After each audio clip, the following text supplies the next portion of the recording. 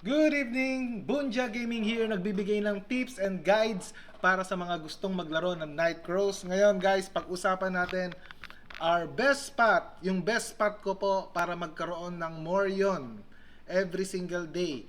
Kasi iba sinasabi nila, ba't wala ako nakukuhang Morion?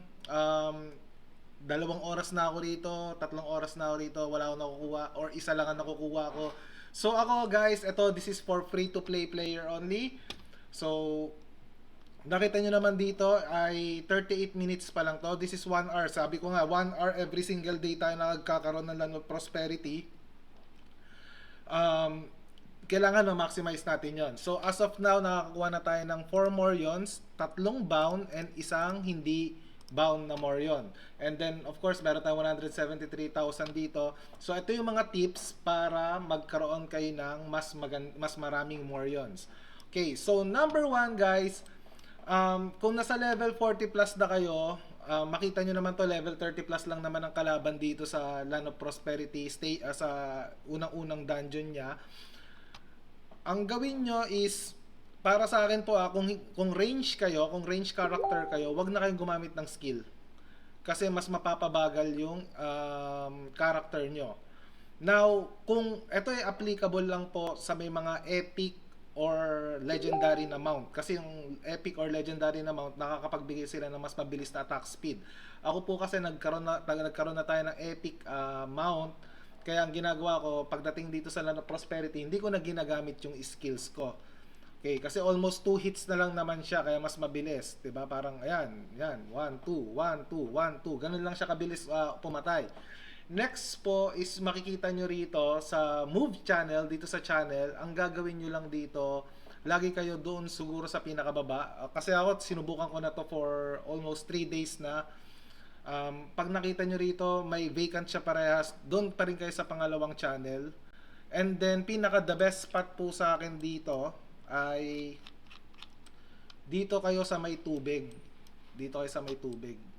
Yung iba kasi, nung una, yung ginagawa ko, hanggang doon lang ako sa taas. Marami kasi nag-AFK doon, lalo yung mga bot, maraming mga nag-AFK doon. Dito, more on, konti lang yung nag-AFK. Pero ang pinaka the best spot po para sa akin dito, kasi kanina wala naman tao, ngayon dumami yung tao. Andito pa yung GM namin, no? Si Tumal. So, dito ako pumupunta sa may tubig. Yan, dito sa may tubig. Yan, dito tayo. So, dito guys, nakakaano ako, 2 more yun, sigurado yun, per day. Pero, sabi ko nga, minsan malas lang talaga.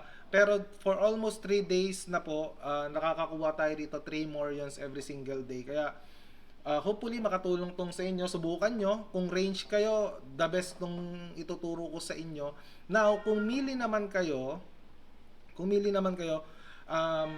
make sure po na kapag i-AFK nyo, almost kayo lang yung tao doon. Now, kung hindi naman kayo lang yung tao doon, try nyo po yung ibang oras. Kasi iba, isang oras lang naman to every single day.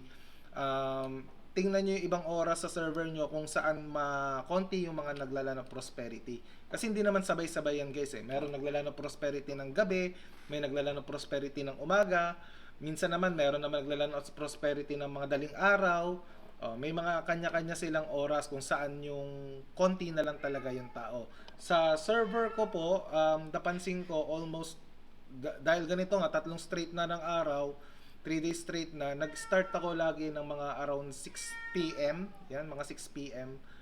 Tapos to 7 p.m. Diyan ko i-AFK yung character ko. And hopefully naman, nakakatuwa. Ayan na. Ayan, nakakuha na naman tayo ng isa pang Morion. So, 8 na to nandirito ngayon. Mabilis po siya guys. So, parang almost nakalima na tayo ngayong Morion sa isang araw. Diba? Mabilis siya. 5 Morions ang araw. Malaking tulong siya dahil ang daming pwedeng paggamitan ng Morions natin. So, yun lang po. Well, maraming salamat po ulit sa mga nag-subscribe, sa mga nag-share, nag-comment po rito sa Bunja Gaming channel ko po.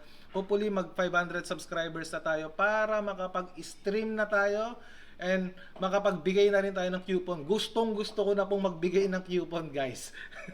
Sa totoo lang, talaga, kaya nga sabi ko, sana mag 500 subscribers na tayo para kahit papaano makapag-stream na kasi yun yung kailangan po ng night crows para maging streamer ka. Okay, so with that, maraming salamat guys, and welcome again, and hintayin nyo ulit yung sunod na video ni Bunja para magbigay po ulit sa inyo ng mga tips and guides. Thank you! Bye-bye!